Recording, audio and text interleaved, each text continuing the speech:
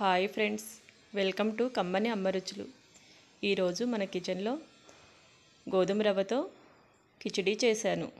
ఇది ఉపవాసాల టైంలో తినొచ్చు, బ్రేక్ఫాస్ట్గాను తినవచ్చు. ఈ కిచిడీని ఎలా తయారు చేసుకోవాలో చూద్దాము. ఇక ఆలస్యం ఎందుకు, కిచెన్లోకి వెళ్దాము. ఒక గిన్నె తీసుకొని ఆ గిన్నెలో 1 గ్లాసు గోధుమ రవ్వ,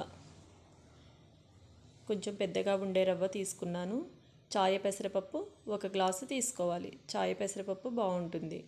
1/2 గ్లాసు బియ్యం కూడా తీసుకొని శుభ్రంగా 2-3 సార్లు కడిగి నానబెట్టుకోవాలి.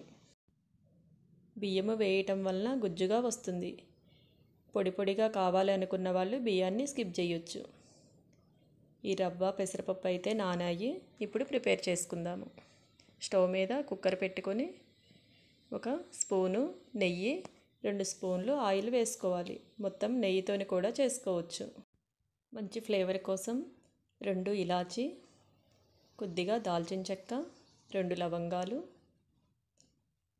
1/2 స్పూను మిరియాలు వేసుకొని 1 స్పూను జీలకర్ర, 1/2 స్పూను ఇంగువ, 1/2 స్పూను కలర్ కోసం పసుపు కూడా వేసుకొని సన్నగా తరిగిన అల్లం ముక్కలు కూడా వేసుకోవాలి. కిచిడీకి అల్లం టేస్ట్ బాగుంటుంది. సన్నగా తరిగిన పచ్చిమిర్చి, సన్నగా తరిగిన క్యారెట్, 1 ఆలు ముక్కలుగా కట్ చేసుకొని వేసుకోవాలి. 2 ఎండుమిర్చి, పుదీనా, కరివేపాకు, కొత్తిమీరను కూడా వేసుకొని, కొద్దిగా మెంతికూర, 1 టమాటాని ముక్కలుగా కట్ చేసుకొని వేసుకోవాలి. ఇప్పుడు కడిగి పెట్టుకున్న రవ్వ, బియ్యము, పెసరపప్పును కూడా వేసుకుందాము. ఇలా మొత్తంగా వేసుకొని ఒకసారి కలుపుకొని ఇప్పుడు గోధుమ రవ్వ తీసుకున్న గ్లాస్తోనే 4 గ్లాసులు వాటర్ తీసుకోవాలి. పొడిగా కావాలనుకున్న వాళ్ళు 3 గ్లాసులు వేసుకుంటే సరిపోతుంది. ఒకసారి మొత్తం కలుపుకొని రుచికి సరిపడా సాల్ట్ వేసుకొని మూత పెట్టి ఉడికించుకోవాలి. 3 విజిల్స్ వస్తే సరిపోతుంది. ఇప్పుడు 3 విజిల్స్ వచ్చాయి. ప్రెషర్ పోయాక మూత తీసి చూద్దాము. కిచిడి అయితే రెడీ అయింది. కొంచెము జ్యూసీగా కావాలనుకున్నప్పుడు కొద్దిగా వాటర్ వేసుకొని కొద్దిసేపు ఉడకనిచ్చుకోండి. ఇప్పుడు ఒక ప్లేట్లో సర్వ్ చేసుకుందాము.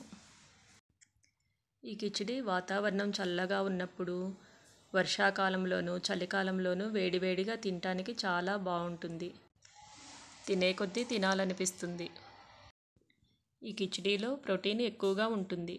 ఉపవాసము ఉన్న వాళ్ళకి ఇది తినటం వల్ల నీరసము కూడా రాదు. ఈ కిచిడీలో పైనుండి కాస్త నెయ్యి వడ్డించుకొని తింటే ఇంకా బాగుంటుంది. దీనిలో చారు, ఏ పచ్చడైనా టేస్టీగా ఉంటుంది. ఇలా ఉత్తదిగాను కూడా తినొచ్చు.